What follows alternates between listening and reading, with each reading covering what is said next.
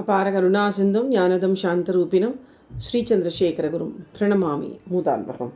ஸ்ரீ குருப்யோ நமக.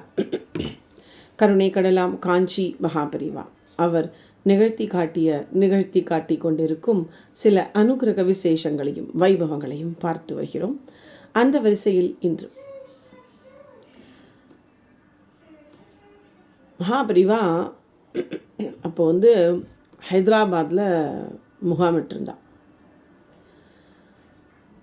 மடத்தில் செல்லம்மா பாட்டின்னு ஒரு பாட்டி, மடத்துலன்னு இருந்தான்னு சொல்ல முடியாது, காஞ்சிபுரத்தில் இருந்தா செல்லம்மா பாட்டி.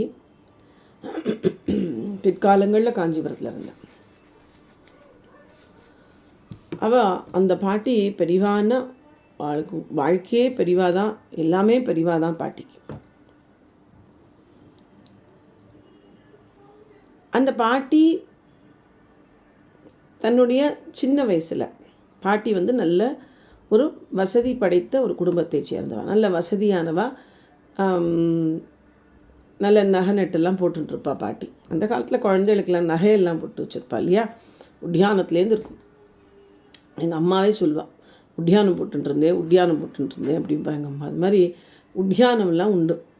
இல்லை அந்த மாதிரி குழந்தைகள்லாம் எல்லா நகையும் போட்டுக்கும். அதுதான் நம்ம முக்கியமாக சொல்லணும். போடுறது வேறு, அதை போட்டுக்கிறதுக்கு அது ஒத்துக்கும் குழந்தைகள். அது எதிர்ப்பு தெரிவிக்க தெரியாத குழந்தைகளுக்கு. இந்த காலத்து குழந்தைகள் மாதிரி கிடையாது.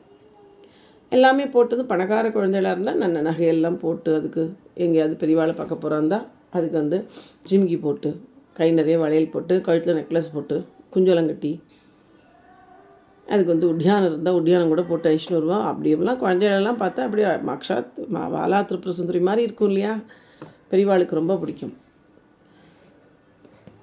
அந்த மாதிரி சின்ன வயசில் நகை நட்டெல்லாம் போட்டுட்டு போகிறான். அவள் அப்பாவோட ஹைதராபாடில் பெரியவாளை பார்க்குறதுக்காக போயிருக்கா. அப்போது அவளுடைய உறவினர் ஒரு வீட்டில் இவள் தங்கியிருக்கா, அப்பாவும் பொண்ணும்.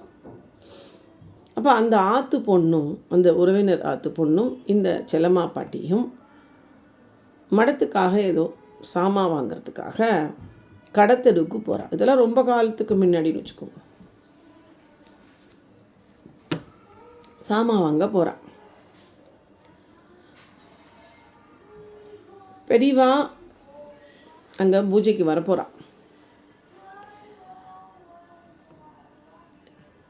பெரியவா திடீர்னு கேட்குறா, இப்படி சுற்றி பார்த்துட்டு, எங்கடா செல்லம்மா அப்படிங்கிறா. மடத்தையே சுற்றி வருவா போல இருக்கு பாட்டி. நான்லாம் போனால் சின்ன வயசில் மடத்தையே சுற்றி தானே வருவோம். மடத்தில் கேம்புக்குன்னு போயிட்டோன்னா வெளியில் எங்கே போக முடியும், மடத்தையே சுற்றி வருவோம். இதில் தங்குற இடத்துல தான் தெரியும், வேறு என்ன தெரியும். எப்போ பாரு பெரியவாளை பார்த்து நிற்போம், பெரியவா அதிர்க்க நிற்போம், இப்படி தானே இருக்கும். அதே மாதிரி பாட்டியும் பண்ணுவா போல இருக்குது. அதனால் எங்கடா செல்லம்மான்னு கேட்குறா பாட்டி. பெரியவா கேட்குறா. மடத்தில் அவளுக்கு அப்பாலாம் மடத்துக்குள்ளே வந்துட்டாளா என்னன்னு தெரியல. சொல்கிறான், அதை மடத்துக்காக ஏதோ சாமான் வாங்க அவாத்து தங்கியிருக்கிற ஆத்து பொண்ணோட கடத்தெரு போயிருக்கா அப்படின்ற. உடனே பெரியவா, என்னது கடத்தெருவுக்கு போயிருக்காளா, என்ன பாஷை தெரியாது ஊரில் போய் அவளை கொண்டு போய் கடத்தெருக்கார அனுப்புவாளா சின்ன பொண்ணை போய் அப்படிங்கிறா பெரியவா.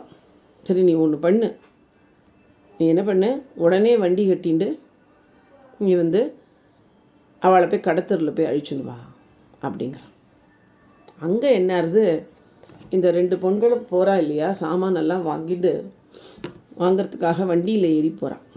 இந்த வண்டிக்காரன் என்ன பண்ணுறான், திடீர்னு மெயின் ரோட்லேருந்து குறுக்கு சந்து வழியாக இருட்டாக இருக்க அந்த ரோடு வழியாக அழிச்சுன்னு போகிறான். அவன் திரும்பும்போதே அவளுக்கு சந்தேகம் வருது, இவன் ஏன் மெயின் ரோடை விட்டுட்டு குறுக்கு தெருவில் இருட்டு சந்திலேயே அழிச்சுன்னு போகிற, ஏன்பா இந்த சந்தில் எங்களை அழிச்சுன்னு வரேன்னு கேட்குறாவா பொண்கள் 2 பேரும். அவன் உடனே வண்டியை விட்டு குதித்து அவளை அப்படி பார்த்து நிற்கிறான். அவன் பார்வையே சரியில்லை, இவளுக்கு பயந்து போய்ட்றா. செல்லம்மா பாட்டிக்கு ரொம்ப பயமாயிடுறது. அவன் வண்டிக்காரன் பார்வை முழுக்க செல்லம்மா பாட்டியோட நகை மேலே தான் இருக்கு. பயமாக இருக்குது, இப்படியே நடுங்கின்னு நிற்கிறான்.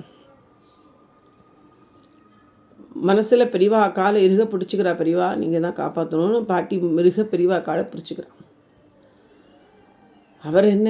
அவர் பக்த வத்சலனாச்சே, நினச்ச மாத்திரத்தில் எப்படி பகவான் ஓடி வருவாரோ அது மாதிரி பெரியவா ஓடி வர மாட்டாளா. உடனே பெரியவா அங்கே என்ன பண்ணுறா, இது நடக்க போகிறதுன்னு பெரியவாளுக்கு சர்வ வியாபியான பெரியவாளுக்கு தெரியறதுனால, அதனால தான் உடனே ஒன்று பண்ணு, நம்ம மடத்து வண்டியை எடுத்துக்கோ, மடத்து வண்டியை மாட்டு வண்டியை எடுத்துட்டு நீ அவளை போய் அழிச்சுன்னு வா அப்படின்னு சொல்கிறா. அப்போ தான் பெரியவா சொல்கிறான். அப்போ மடத்துக்கார கிளம்பின உடனே சொல்கிறா, மெயின் ரோடு வழியாக போகாத, குறுக்கு சந்து வழியாக போ அப்படிங்கிறா. எப்படி பாருங்க, மெயின் ரோடு வழியாக போகாத, குறுக்கு சந்து. அதே மாதிரி இந்த இவன் மிரட்டுறது இவன் வண்டியை விட்டு வண்டிக்காரன் இறங்கி இவாளை மிரட்டி நகையை வாங்கிறதுக்கு ரெடி ஆகும் பொழுது மடத்தோட வண்டி அந்த குறுக்கு சந்து இருட்டு சந்துக்குள்ளே நுழையிறது. வண்டி நுழைஞ்ச பக்கத்தில் வந்த உடனே அவன் பயந்துண்டு வண்டிக்காரன் வண்டியை விட்டுட்டு ஓடி போய்ட்றான். அப்புறம் மடத்துக்காரா ஏமா இப்படி தனியாக வரலாமா, நீங்கள் வாங்க, பெரியவா அவங்க கவலைப்பட்டுருக்கா, 2 பேரும் வண்டியில் ஏறுங்கன்னு சொல்லி மடத்து வண்டியில் ஏற்றிண்டு அவள் மடத்துக்கு போகிறா. பெரியவா சமயத்துக்கு காப்பாற்றலைன்னா அந்த குழந்தைகள் நிலைமை என்னவாக இருக்கும் பாருங்கள். அதுதான் சர்வவியாபி. சரி, தன் பக்தை அவளுக்கு ஏதோ ஒரு ஆபத்து இருக்குது அங்கேன்னு தெரிஞ்சுட்டு நீ உடனே கிளம்பு, அவளை தனியாக ஏன் விட்டேள், பாஷை தெரியாத ஊரில், உடனே கூட்டினுவா, குறுக்கு தெரு வழியாக போ. அதுதான் அங்கே பியூட்டி. குறுக்கு தெரு வழியாக போ அப்படின்னு சொன்னது தான் பியூட்டி. அங்கே பெரியவா தான் சொல்கிறது. சர்வ வியாபி. நமக்கு ஏதாவது ஒரு ஆபத்துன்னா முன்கூட்டியே பெரியவாளுக்கு தெரிஞ்சிடும், நம்மளை காப்பாற்றிடுவா. தான் நேர வரலைனாலும் யாராவது தெய்வம் மனுஷ ரூபேனேங்கிற மாதிரி யாராவது ஒரு மனிதன் நமக்கு அந்த உதவி பண்ண வருவா. பெரியவா மேலே நம்ம பாரத்தை போட்டுருணும். நம்ம பெரிய வழியில் கிளம்பும்போது கூட பெரியவா நீங்கள் தான் காப்பாற்றணும், நீங்கள் தான் துணைக்கு வரணும் அப்படின்ட்டு சொல்லிட்டு போனால் போதும். நமக்கு பெரியவா நமக்கு கடைசி வரைக்கும் துணைக்கு வருவா அப்படிங்கிற அந்த ஒரு நம்பிக்கை, அந்த நம்பிக்கை தான் வேணும். அந்த திருட நம்பிக்கை தான் பக்தி. பக்தினா என்ன? திருடமான நம்பிக்கை. பகவான் இருக்கார், பகவான் நம்மை காப்பாற்றுவார் அப்படிங்கிறது தான் பக்தி. அந்த திருட பக்தியும் திருட நம்பிக்கையும் அந்த சுவாமி மேலே வேணும், பகவான் மேலே வேணும், குருநாதாள் மேலே வேணும்.